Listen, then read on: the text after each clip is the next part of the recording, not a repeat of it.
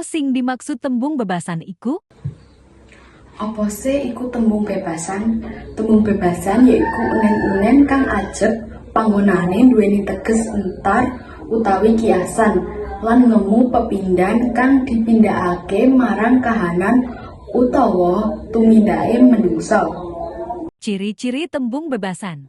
Nomor setunggal yaiku ngemu teks teges pepindhan. Maknane ora kena ditegesi sawantae.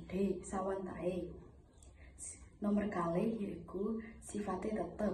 Susunan tembunge ora kena diowahi utawa ditambahi. Nomor 3, ngumpamake tumindak utawi kahanan. Yaiku sing dilibatake yaiku tumindak menungsa dudu wonge beda karo tembung saloka. Nomor sekawan, ora nganggo tembung kaya. Iku langsung nyebutake kahanan sing diumpamake. Sebutna contoh-contoh tembung bebasan. Contoh bebasan iku ana 4. Sing pertama, ngobak-ngabik banyu bening. Artine nggih masalah ning panggonan sing wis tentrem. Contohe ana kelas sing wis ayem tapi ana wong sing nyebarke gosip nganti dadi rame. Sing keloro, diwehi ati ngrogo rempelo. Artine wis diwehi sithik malah njaluk luwih akeh.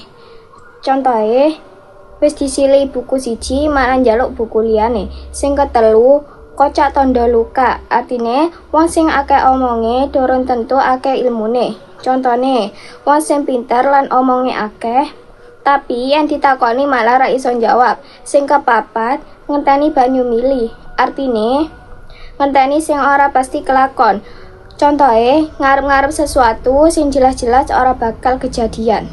Opo bedan bebasan karo paribasan lan saloka? Perbedaan bebasan karo pribasan lan saloka.